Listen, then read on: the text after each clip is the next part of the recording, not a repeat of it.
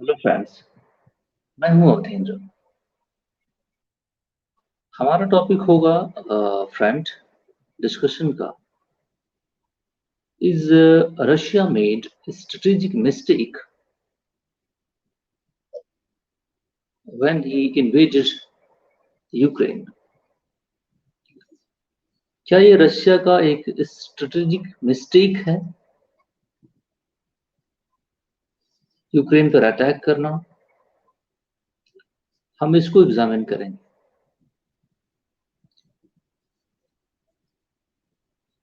आज अभी UK United kingdom के foreign secretary meeting with Donald Trump, the opposition member of America, American politics, former president of America. Mr. Donald Trump is in the U.S. House of Representatives, have been blocking $60 billion in aid for Ukraine. $60 billion का assistance जो US से Ukraine को जाने वाला था, mister Trump ने कहा कि वो हम ब्लॉक कर देंगे। और ये अभी 2-3 महीने से लगातार वो कमेंट करते हैं इस डिस्प्यूट पर, और उनके एक अपने पॉइंट ऑफ व्यूज हैं। शायद वोट बैंक करना भी एक उसमें शामिल है, क्योंकि पॉलिटिशियन के लिए वोट एक बड़ा इंपॉर्टेंट चीज होता है। वो ऑफिस में हो सकता है कुछ डिफरेंटली बिहेव भी करे, लेकिन जब तक वो इलेक्ट नहीं होते तब तक वो डिफरेंटली चीजें शो करते हैं। ये एक पॉलिटिकल टूल है उनके लिए। The US has already committed $74 billion to Ukraine, along with over $184 billion from European countries, including $15 billion from UK. UK ने भी $15 बिलियन का असिस्टेंस दिया हुआ है। $184 बिलियन पूरे यूरोपियन यूनियन ने आज तक असिस्टेंस दिया है। 74 बिलियन डॉलर यूएस ने दिया है, जबकि $60 बिलियन कमिटमेंट किया हुआ है। अभी तक अगर ट्रंप पास कर दिया होता तो ये पहुंच गया होता यूक्रेन। अगर इस सारी चीजों को ऐड कर दिया जाए, $250 बिलियन से ऊपर ही ये बनता है। अगर तीनों कंपोनेंट को जब भी पास नहीं हुआ वो भी ऐड कर दिया जाए तो $300 बिलियन से ज्यादा हो जाता है, $300 बिलियन। तो आप समझें कि कितना बड़ा ये अमाउंट है, कितना कॉस्ट पे की जा रही है। और लाइफ तो यूक्रेनियन सोल्जर्स की जा रही है डिफेंस में फॉर देयर ओन लैंड, लेकिन पैसा और बाकी स्ट्रेंथ फाइनेंशियल इसको मिल रही है, आर्म्स स्ट्रेंथ भी मिल रही है इन कंट्रीज से। तो हमारा जो क्वेश्चन है कि रशिया ने क्या इसमें एक स्ट्रेटेजिक मिस्टेक कर दी यूक्रेन पर अटैक करके? इसको एग्जामिन करना है। जैसे कि फॉरेन सेक्रेटरी डेविड कैमरून अभी यूएस प्रेसिडेंट से मिले, फॉर्मर प्रेसिडेंट डोनाल्ड ट्रंप से, प्लस अब वहां गए थे तो यूएस से गए थे मिस्टर कैमरून, तो एंटोनी ब्लिंकन से भी उनकी मुलाकात हुई। फिर बाकी चीजें डिस्कस किए होंगे अपना। और parallelly same time the Russian foreign minister China में है आज, और अभी उनके 2 दिन की मुलाकात है, मिस्टर शी जिनपिंग से उनकी मुलाकात हुई। तो एक जो पॉलिटिकल इक्वेशन बन रहा है, रशिया भी इसमें काफी प्रॉब्लम हीट फेस कर रहा है। उसकी इकोनॉमिक कट ऑफ हो गया यूरोप से। $184 बिलियन का ट्रेड होता था, $184 बिलियन का ट्रेड यूएस और यूरोपियन यूनियन के साथ, जिसमें ज्यादातर ऑयल एंड बाकी गैस एक्सपोर्ट्स था।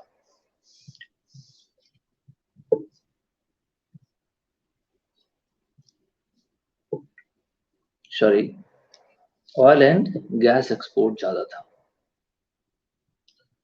तो उससे रशियन इकोनॉमी भी काफी इफेक्ट करती है। उसका फायदा भारत को भी हुआ कट ऑफ होने से, क्योंकि जो रशियन स्पेस था गुड्स एंड मर्चेंटाइल्स का इन यूरोप, उसे इंडिया भी फुलफिल कर रहा है। सो क्योंकि इकोनॉमी रिसेशन में होने के बावजूद, यूरोपियन यूनियन की इकोनॉमी जो है रिसेशन में होने के बावजूद, भारत में 2% अपनी एक्सपोर्ट यूरोप को बढ़ा दी है, रिसेशन के बावजूद, जबकि कम होना चाहिए था इन वैल्यू टर्म्स। वॉल्यूम टर्म्स से तो कम हुआ है वॉल्यूम, लेकिन क्योंकि महंगाई होने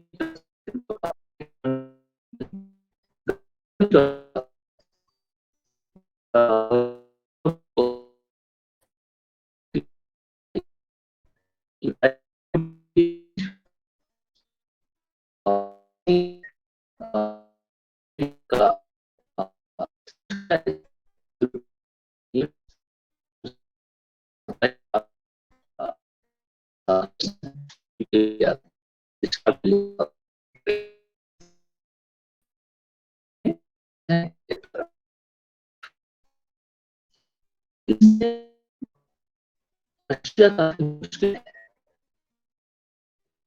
और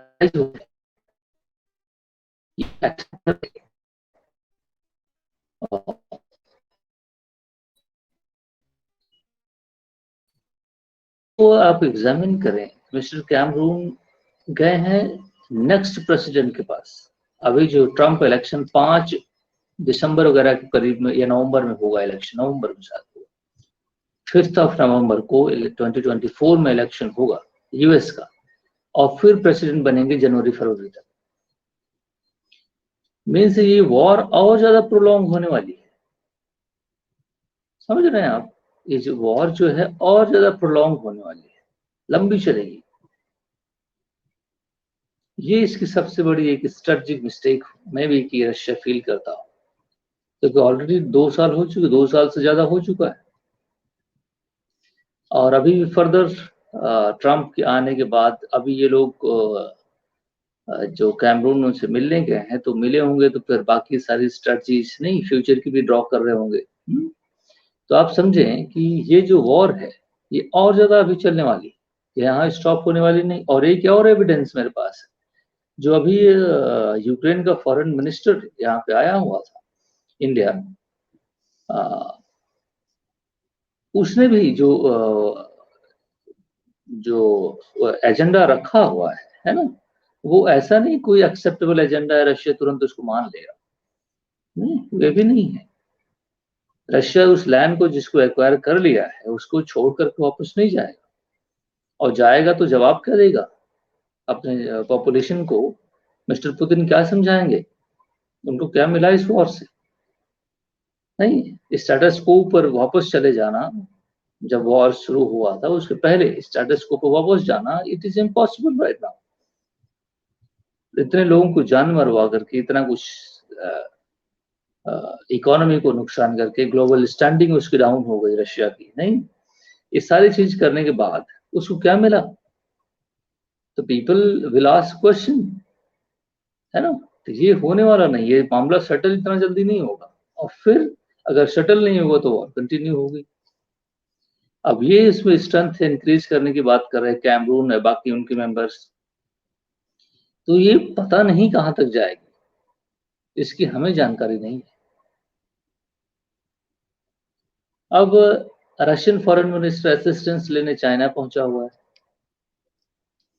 अब चाइना क्या असिस्टेंस देगा? तो देगा तो किस टाइप की असिस्टेंस देगा? इकोनॉमिक मैन बैकिंग कर दे रहा है, कुछ चीजें इंपोर्ट कर लेता है, ऑयल वगैरह, क्योंकि अब रशिया भी इंगेज हो गया ना, उसकी इकोनॉमी, इंडस्ट्रीज जो हैं वो अपने डोमेस्टिक चीजों को मैनेज करने में नहीं, अंडे तो भारत से जा रहे सप्लाई होके। अब बाकी एक्सपोर्ट चाइना से हो रहा होगा, मर्चेंटाइल एक्सपोर्ट, डेली गुड्स वगैरह। तो बाकी इंडस्ट्रियल कॉम्प्लेक्स जो है, आर्म्ड मिलिट्री इंडस्ट्रियल कॉम्प्लेक्स, वहां से जितने भी चीजें बन रही होंगी, क्योंकि रशिया सबसे बड़ा एक्सपोर्टर था दुनिया में आर्म्स का, लेकिन अब जाकर के वो अपने ही वॉर को नहीं फंड कर रहा है, वेपन सारे वहीं सप्लाई करते, एक्सपोर्ट उसका डाउन हो गया है ना, इंटरनेशनल इकोनॉमिक कट ऑफ हो जाने की वजह से नहीं, उसको एक और प्रॉब्लम फेस करना पड़ रहा है। तो अब देखते हैं कि ये दुनिया किस तरफ जाएगी, क्या उसको रेक्टिफाई करके फिर से सिस्टम में लाया जा सकेगा, वॉर के पहले वाले स्टेट में क्या रशिया आ सकेगा, ये मुझे नहीं लगता। और फिर ये देखना है कि ये चीजें किस तरफ जाती है, ये भी अननोन डायरेक्शन में, अनप्रिडिक्टेबल है। मुझे तो लगता है ये कहीं ये थर्ड वर्ल्ड वॉर में नहीं, क्योंकि जब थर्ड वर्ल्ड वॉर जब होता है ना, तभी जाकर के कोई फेयर सिस्टम बन पाता है, नहीं विदाउट फेयर सिस्टम चीजें वर्क नहीं करती। अब एक तरफ ये रशिया और बाकी रिलेशनशिप डिस्टर्ब हो गया, दूसरा रिलेशनशिप भारत और चाइना का डिस्टर्ब्ड है। अगर ये पैसिफिक ओशन के पास जो ये साउथ चाइना सी है,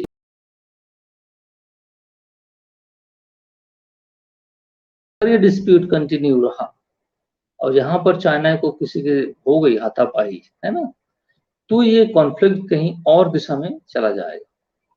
और क्योंकि ये यूरोप से काफी दूर है, यूरोप से काफी दूर है, तो केवल इस रीजन में ही थर्ड वर्ल्ड वॉर हो जाएगी, यूरोप उधर एंजॉय करेगा, अमेरिका उधर एंजॉय करेगा, सात समंदर पार।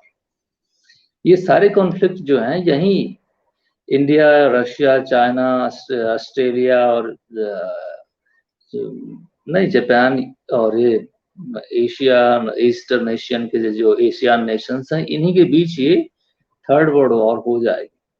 और ये लोग जो बाहर के हैं ये असिस्टेंस भेजेंगे, और ये सब कुछ वॉर डिपेंड करता है चाइना के बिहेवियर पर, और चाइना का बिहेवियर आप जानते हैं कि एग्रेसिव है,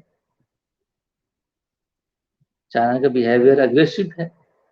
तो ये वॉर का एक फ्लैश पॉइंट बनता नजर आता है, क्योंकि चाइना अपने बिहेवियर, जो बिहेवियर मीन्स बिहेवियर होता है ना, तो अब ये डिपेंड करता है, क्योंकि चीजें फेयर नहीं है ना, यूएन सिक्योरिटी काउंसिल की रिफॉर्म की बात होती है, वो हो नहीं पा रहा है ना, क्योंकि हर किसी ने ऑब्स्ट्रक्शन लगा दिए हैं। अब चाइना ने उस पर, वेस्टर्न नेशंस भी नहीं चाहते कि इसका रिफॉर्म किया जाए, इनफैक्ट तो ये, और चाइना उस पर वीटो करके बैठा हुआ है, नहीं, तो ये पॉसिबल अभी इस सिनेरियो में नहीं है। अब कोई इंटरनेशनल लीडर भी नहीं है, इंटरनेशनल लीडर भी नहीं है, हर लीडर को ये हंट डाउन कर देते हैं वेस्टर्न कंट्रीज, नहीं, उनको अपलिफ्ट लिफ्ट अप होने नहीं देते। शी जिनपिंग है तो उसकी अपनी समस्या है, वो सबको साथ में लेके चलने की क्षमता नहीं रखता, वो अकेले चलने की क्षमता रखता है ना, और हर किसी को डिस्टर्ब करके इस रीजन में रखा हुआ है। समझ रहे हैं, तो इस तरह लीडरशिप होती भी नहीं है। तो देखते हैं कि ये किस तरफ जाता है, लेकिन मुझे लगता है कि रशिया ने एक स्ट्रेटजिक मिस्टेक कर दी, और इसको बचाने की हर कोई कोशिश कर रहा है कि कोई ये फुल फ्लैश्ड कॉन्फ्लिक्ट ना बन जाए।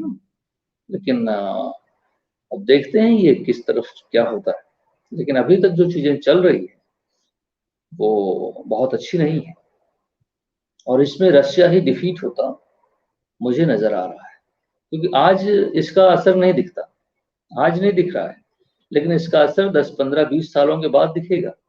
जो वॉर हो रहे हैं, जो ये चीजें हो रही है ना, इसके असरात जो हैं वो इमीडिएट नहीं दिखते, इसके असर दिखाई देते हैं काफी दिनों के बाद। जब रशिया यहाँ तक, यूक्रेन यहाँ तक, अफगानिस्तान तक था, कभी सोवियत के फॉर्म में, लेकिन सोवियत की फॉर्म में क्या हुआ उसका नहीं, आज जो ये टूट के बाकी चीजें हो गई नहीं, इसमें यूएस का एक बहुत स्ट्रेटजिक चाल थी। थोड़े पैसे खर्च करके उसने रशिया को काफी नुकसान किया। तो अब जो कर रहा है नहीं, ये वॉर अनसर्टेन है, अनप्रेडिक्टेबल है, कब खत्म होगी, किस टर्म कंडीशन पे खत्म होगी, कहाँ जाएगी, और क्या इसका ग्लोबल रिपरकशंस होगा, ये सारी चीजें फ्यूचर में देखने की हैं। लेकिन अभी तक in my point of view Russia is on the negative side. So thank you very much my friends. इस न्यूज को मैंने पढ़ा और मैंने देखा कि ये लोग फ्यूचर की भी प्लानिंग कर रहे हैं, है ना, और फ्यूचर में रशिया क्या रेडी रहेगा, उसकी भी तो स्ट्रेंथ कम हो रही है ना, लोगों की सोल्जर्स की डेथ वगैरह सब कुछ हो रहा है उसमें, सैक्रिफाइस लोग कर रहे हैं, इकोनॉमी लोग अपना सब पूरा कोलैप्सिंग सिस्टम है। वॉर कोई अच्छी चीज नहीं होती, नहीं, एक्स्ट्रा एफर्ट जाता है उसमें। तो ये देखने की बात है। रशिया इसमें काफी प्रॉब्लम है, लेकिन ये कलेक्टिवली बेस्ट जो है ये कलेक्टिव वर्क कर रहा है, इसलिए इस पे बर्डन कम आ रहा है। वरना यूक्रेन तो 15 दिन भी नहीं टिक सकता था, है ना, जो रशिया सोच भी रहा था। लेकिन वो भी ये जानता था, पुतिन इतना बेवकूफ नहीं था, है कि वो ये नहीं जानता कि ये चीजें क्या हो जाएंगी। सो क्योंकि वहां नाटो है, नाटो मीन्स कलेक्टिव सिस्टम है, नहीं, वो पॉलिटिकल और मिलिट्री दोनों सिस्टम है नाटो, है। तो ये पुतिन इतना बेवकूफ नहीं है ना, जानता तो होगा ही ये चीजें बहुत आगे चलेंगी, और हमारे दोस्त कौन है, हमारी स्ट्रेंथ क्या है, बिना वो जाने थोड़ी वॉर में कूद पड़ा। हम्म तो फिर देखते हैं कि क्या होता है, लेकिन अभी तो अनप्रेडिक्टेबल है, और चीजें क्या होंगी God knows that only. So thank you very much, my friends.